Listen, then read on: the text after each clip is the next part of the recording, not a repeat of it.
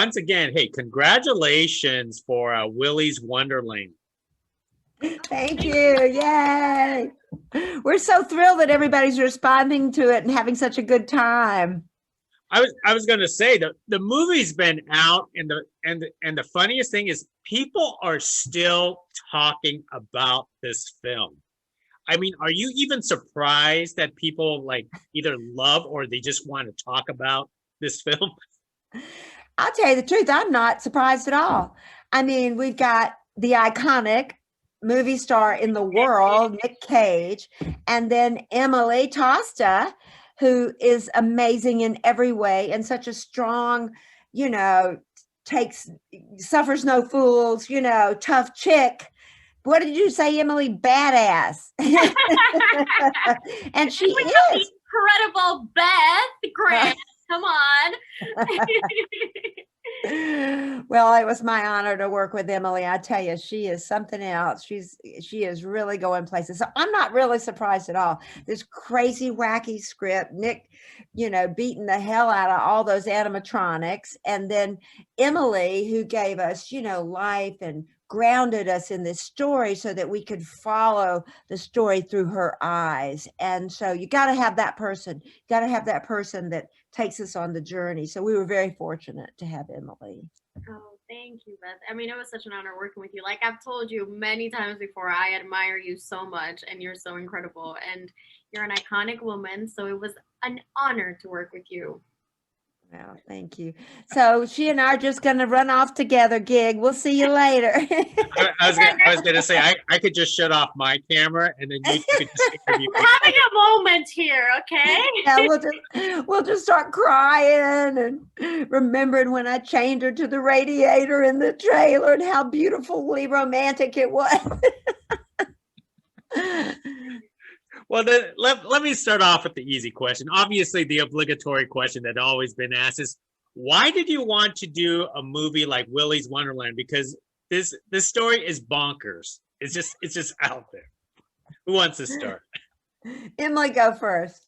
Okay. I think for me it was because I had never done something like this before, and I'm never gonna do anything like this after. So it's one of those things that it's just like you do it once. And I like you said, the story was just so crazy. While I was reading the script, I was like, well, first of all, I had never tapped into the horror genre, which for me, that was really exciting because I had never done anything like that.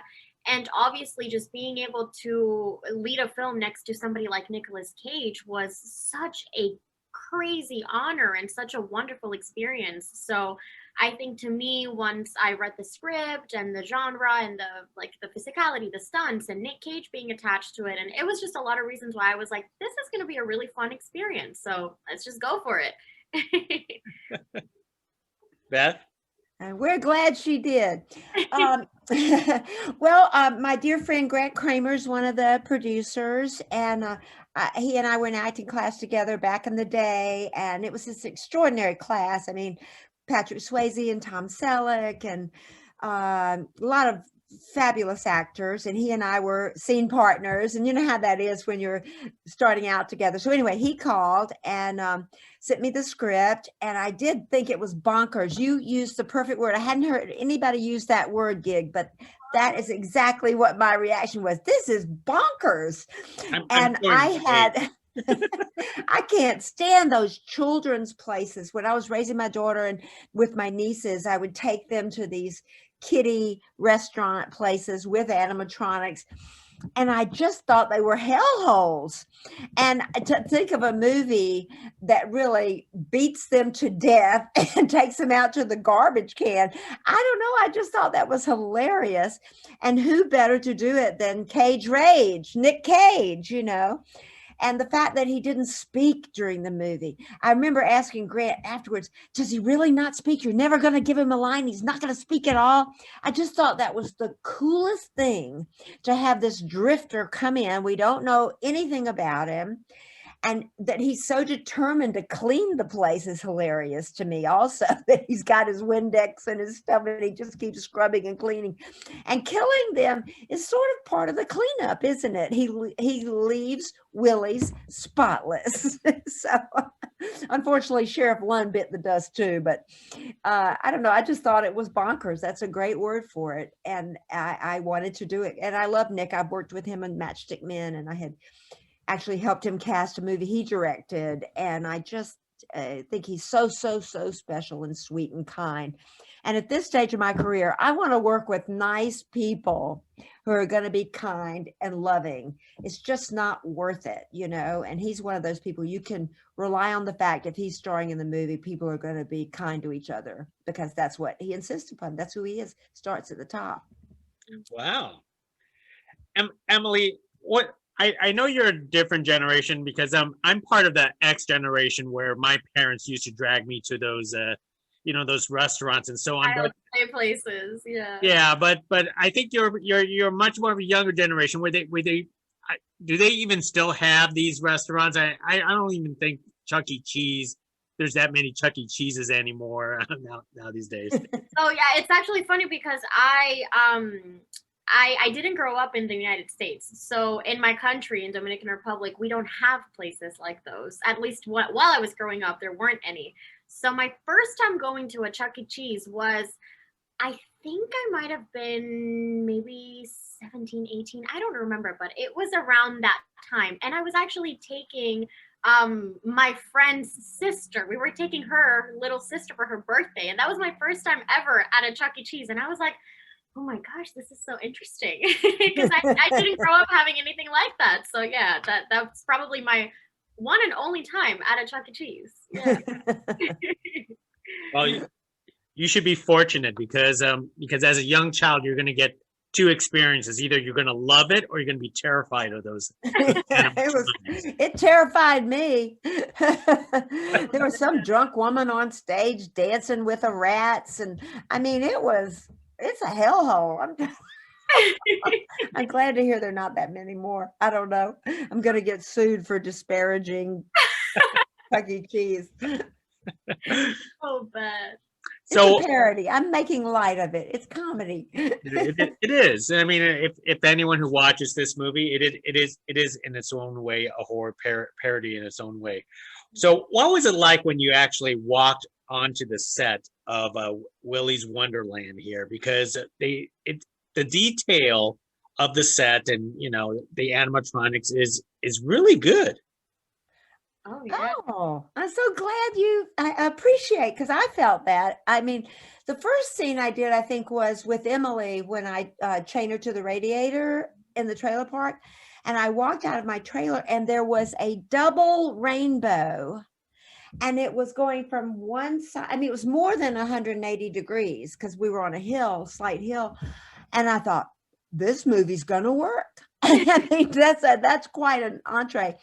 But yeah, when we did walk into Willys Wonderland, I was just amazed. I mean, I think the designs are, hilarious and wonderful. And the Tinkerbell character, and is it ostrich? Is it in there? Crazy ostrich? Yeah, I mean, they're all just nuts. And they're puppeteers. All those very talented, genius, pantomime artists and puppeteers, international group of people. And so, I mean, it really is kind of fine art to do that. It's not just some schlock production here. I'm glad you appreciated it. Well, you spent the most time there, Emily. Yeah, so I remember I went to Atlanta and I went to go visit the sets like a week maybe before we started filming. And it was so crazy to see what the set designers were able to do. Even the differences between when I first went to go see it and a week after when we started production, they did such a wonderful job at creating this space. My first time on set actually filming, it was on location. So it was that scene that Nic and I do when we're driving off. So literally the last scene of the movie was my first scene to shoot. So yeah, that was the first scene of the project, and it was the last scene of the movie. So those are always interesting how those work out, because you got to think of everything that just happened and the whole journey your character just went through, and put it all in your imagination because you haven't shot anything. So that was super interesting. But obviously, walking onto that first day and being able to have my first scene next to Nick in this car, it was such a wonderful feeling. Like, oh my gosh, we're really doing this, you know? So yeah, it was awesome. Emily, since you spent a lot of time, you know, on that set, and the one thing about this movie, in its own way, kind of drove me nuts was the birthday song. Do they play that for you on the production, like over and over again? And how did it make you feel at the end of the production?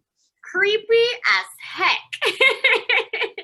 That song still haunts me in my nightmares to this day. And I'll have like my friends make fun of like, just like make fun of it and be like, it's your birthday. Like when they're coming up like to me or coming over to hang out, like that's the first thing they say to me. I've had friends call me and the first thing they say to me is singing the song.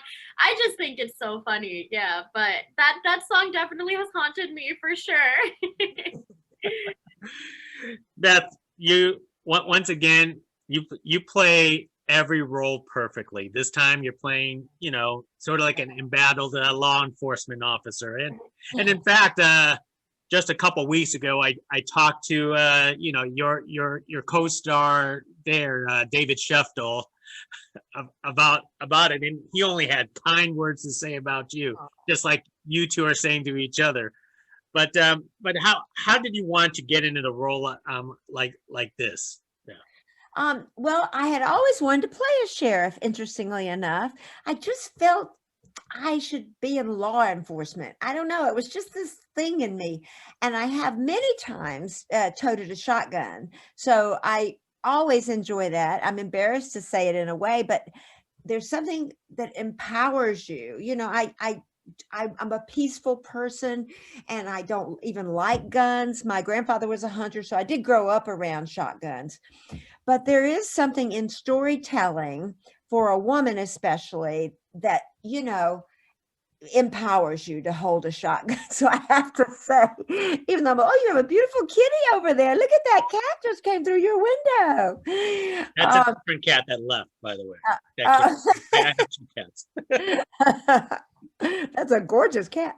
But anyway, so I did want to play a sheriff. I had always felt that, and I wanted to not wear makeup. I had this image of her immediately, how I wanted her to look. And I remember they had me do a lot of different facial expressions for the prosthetics, or I don't know what to call it, when they build the bloody, gory stuff, you know, when my head blows up. That wasn't actually my head that blew up. So they had me do all these expressions. So I got to kind of experiment with her, you know, and I was like, and I still have those pictures. I'll never, ever throw them away. So I was very excited to do that. I wanted to do her very earthy, very real. I wanted to make the circumstances real, the story real. I didn't want to, you know, do it in a goofy way. I wanted to do her real, and I wanted my relationship with Emily to be real and grounded. And the most challenging part, and the part that scared me to death, was the exposition part, you know, having to tell the story, because that can be so awful. But I heard a line many years ago, exposition as ammunition. And I thought, okay, let me take this challenge. It scares me to death.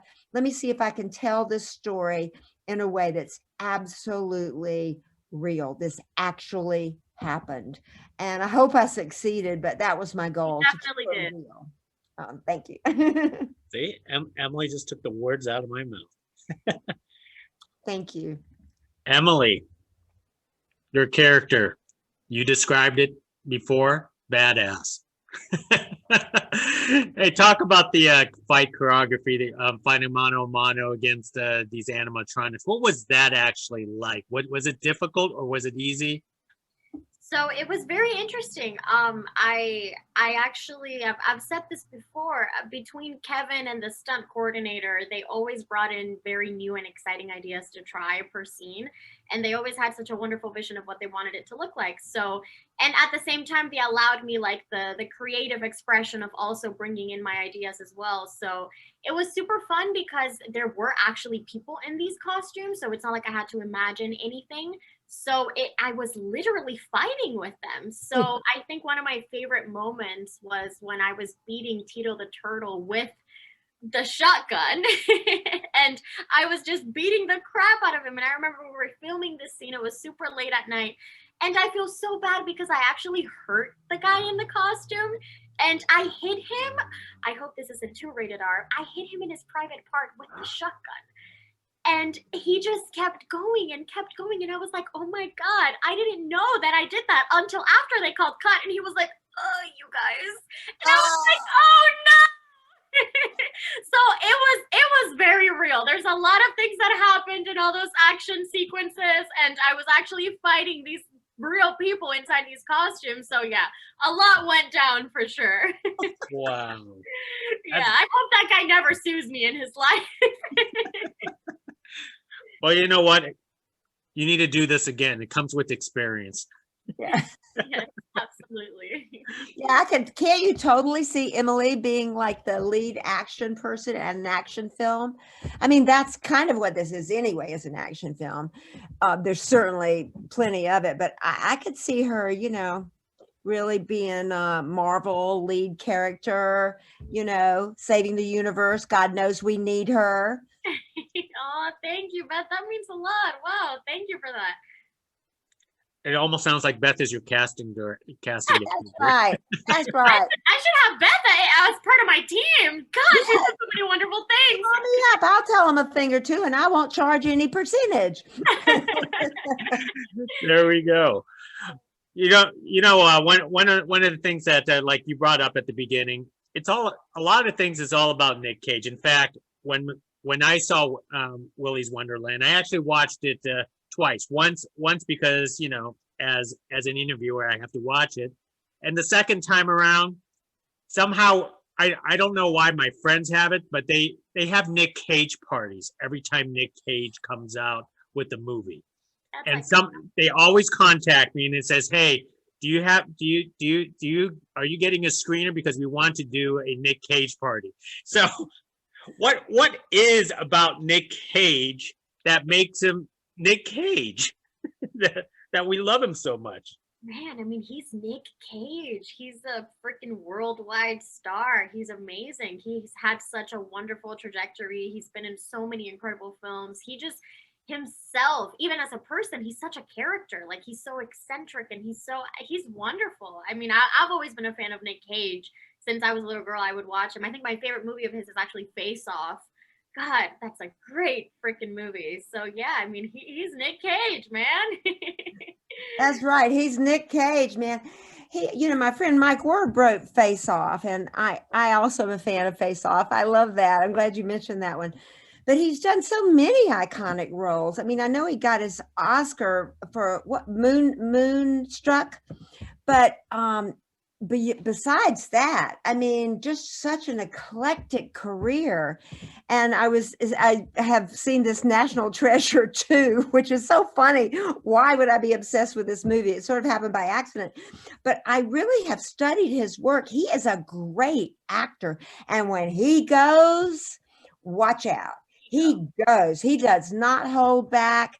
And it is from the depths of his toes, just through his whole body. You talk about physicality, Emily, and I think he really is just, he goes all the way. And I think we just love that because all of us have hidden rage, you know.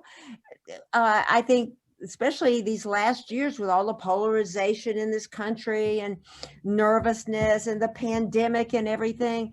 I mean, that's what I like about Willys Wonderland. It's a chance for us to, in a harmless way, exercise our demons and get some of that stuff out. I think that's why the hashtag, you know, Cage Rage happened, because people love seeing it happen in a harmless way with a bit of humor. It's just fun. And I don't even like horror movies, generally speaking. I like special ones. I mean, Rosemary's Baby, I liked all the ones I've been in. I liked Dark Half with Stephen King and it's Child's Play series. But something like this is just fun. It's different. It doesn't get you depressed. It's not the kind of gory that makes you feel bad. It's the kind of thing that makes you feel good. When they take off and they're free of that, you're going, yeah, go man, go, you're free. So it's like we get the chance to do that and feel free at the end of it, I think. I mean, I don't know. Mythologically, it's a myth. It's a fun myth. Emily, you mentioned that being in the car was your first scene with Nic Cage, and sometimes it's they always say never meet your heroes, and it sounds like you actually met him. What was it like the first time being in his presence? Man, so I actually met him before we started filming. We went to dinner. It was me, Nick, and two of the producers. And that was my first time actually meeting him. And I just remember sitting at this table, and he was telling so many incredible stories, like incredible stories of working in Hollywood and being in Hollywood. I mean, he's been for so many years, he's been in the industry. So he just has countless stories and lessons and things that it's just captivating to listen to him speak. So the first time me meeting him was a little bit more personable. And then when we were on set, obviously working with him, he switches completely. So it's just wonderful to see. It's like I just had dinner with you and you were this like, wonderful, kind, outgoing, like super fun guy. And then you're here and then you're this character. And it's like, man, it was like, okay, we're in it. It helps you stay in it because he's so in it. And even if he doesn't have any lines, it's still so incredible because you can see it all in his eyes and in his physicality and how he's embodying this character of the janitor. And it was so much fun. It was amazing. Well, one more question about Nic Cage for you, Beth. Since you worked with him, for previously for years, is he still the same person after all this time? He is. I just as sweet and kind and polite and well-mannered and, like she says, funny. But then, as she says also, I had that moment. Here I am at my age with all the work I've done. But when we started, my first thing was when with Emily at the trailer. And when he drives up, I got this little chill in my heart. I mean, I know the guy all this time. I went, it's Nic Cage. Oh my God, it's Nic Cage. I mean, he is just one of the biggest icons we've ever had, isn't he?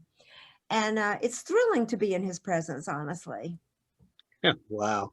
Well, let me wrap it up with one more question. I've taken a lot of time between you two ladies, but the world, just like the movie, the world has gone bonkers itself. So I would like to know is how are you staying sane and creative during times like this? Who wants to start? I think for me, it's been very important to create some sort of a morning routine for myself. I incorporate meditation, I incorporate physical activity, whether that's going on a walk or working out, time in nature. And I think to me, also kind of staying away from my phone has been really important, especially in the mornings. Like I bought something else to be my alarm instead of having my alarm on my phone, because I would usually wake up and just pick up my phone and be on social media and read all these things that are going on in the world. And then that would kind of dampen my mood for the rest of the day. So to me, it's been very important to create that sort of sacred space in the mornings, because that then will set the tone for the rest of my day. So I think that's something that has definitely helped me stay sane for sure. Wow, that's terrific. Yeah. That's very impressive. I need you to be my guru.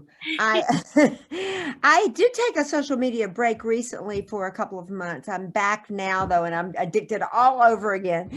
I have worked. I did a recurring role on Goliath, their final season, and really enjoyed doing that with great protocols, mind you. So that was a very creative experience. I play a judge. See, I'm in law enforcement again.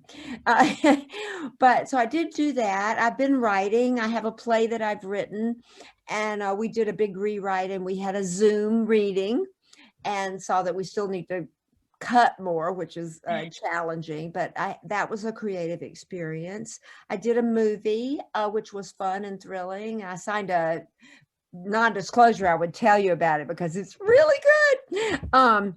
And then I've been watching obsessively murder mysteries. I don't know. I never did this before, but I got into the British murder mysteries and I am obsessed. Every night we watch it. My Beth, husband. you're gonna have to text me some of those so I Oh can my God. I love them all. I will. I'll send you the whole list.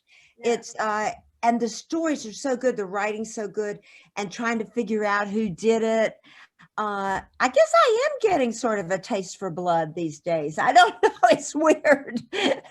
As you get old, I'm not as intimidated by it as I used to be, because I do think that their procedurals are quite interesting. Their acting is so good. So, and I walk.